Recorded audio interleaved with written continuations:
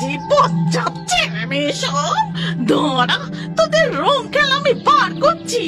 এই কে রে, কে ছুড়লি এই বেলুনটা? ঠিক তখনই ক্যাবলার মা নদীর পাড়ে যায় আর পটাইদের বকাবকি শুরু করে। আর তা শুনতে পেয়ে শ্যামলী, হ্যাঁ গো ক্যাবলার মা, বাচ্চাগুলো নিজেদের মধ্যে রং খেলছে, তা তুমি এমন করে ঝগড়া করতে এসেছো কেন? ঝগড়ুটে মহিলা একটা, পায়ে পা দিয়ে ঝগড়া না করলে তোমার বুঝি পেটের ভাত হজম হয় না? কি বললে? যত বড় মুখ নয় তত বড় কথা। দাঁড়াও দেখাচ্ছি মজা। ব্যাস শুরু হয়ে যায় দুই গ্রামের মধ্যে তুমুল ঝগড়া। বাচ্চাদের সাথে সাথে এবার বড়রাও এসে যোগ দেয়। একে অপরকে রং দিতে শুরু করে, রং ভর্তি বেলুন ছুড়তে থাকে। এরা কি শুরু করেছে? রং খেলার নাম করে রীতিমতো যুদ্ধ করছে। এদেরকে থামানো উচিত। রং ছোঁড়াছুড়ি করতে করতে পটাই পা পিছলে নদীর জলে পড়ে যায়। বাবু, কে আছো? আমার বাবুকে বাঁচাও, আমার বাবুকে বাঁচাও।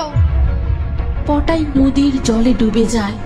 ঠিক তখনই মণিমালা জলপরি তাকে তুলে উপরে উঠে আসে এবং পটাইকে নদীর পাড়ে শুইয়ে দেয়।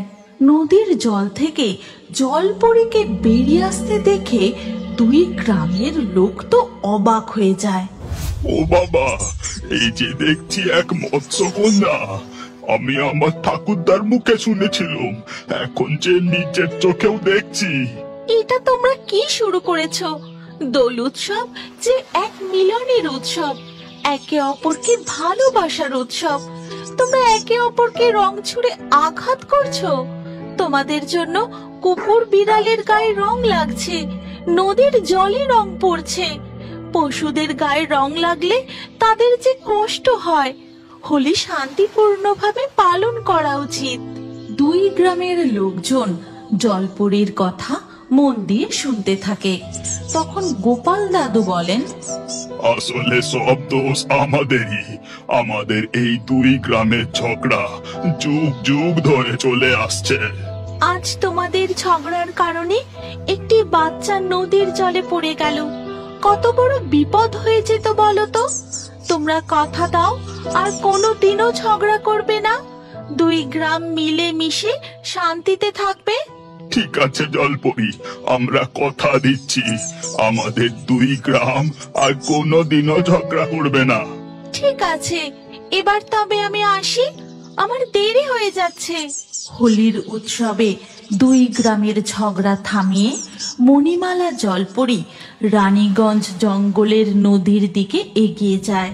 আর সেখানে পৌঁছতেই শামুকমালা মণিমালাকে সেখানকার সমস্ত ঘটনা খুলে বলে। আর তখনই মণিমালা, পিতা, আমি এখানে এসে গেছি। আপনি বলুন, আমি ওই পঞ্চমুখী নাগকে কি করে পরাস্ত করব? তুমি প্রথমে ওই নীল হিরে বের করে মন্ত্র জপ করো। দেখবে নদীর সব বিষ নীল হিরে তার মধ্যে শোষণ করে নেবে। আর লাল হিরেটি ওই পঞ্চমুখী সাপের শরীরে ছুঁড়ে দিলেই সে ভস্ম হয়ে যাবে।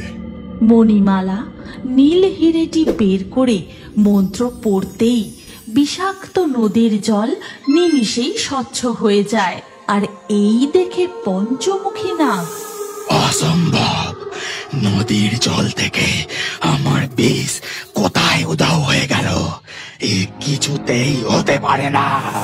তখন মণিমালা জলপরি জল থেকে মাথা তুলে পঞ্চমুখী নাগকে বলে, তুমি জলপরীদের এই নদী ও জঙ্গল ছেড়ে অন্য কোথাও চলে যাও, না হলে আজ তোমার বিনাশ ঘটবে।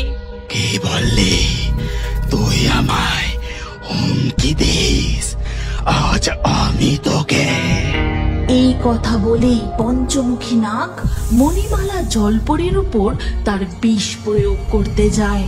ঠিক তখনই মণিমালা লাল হিরেটি পঞ্চমুখী সাপের গায়ে ছুঁড়ে দিতেই পঞ্চমুখী সাপ ভস্ম হয়ে যায়।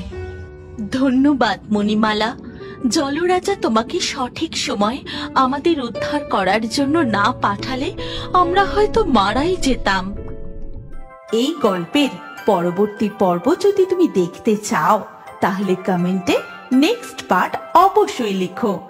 আর আমাদের রিও বার্ডস ফেসবুক পেজটি এক্ষুনি ফলো করে নাও।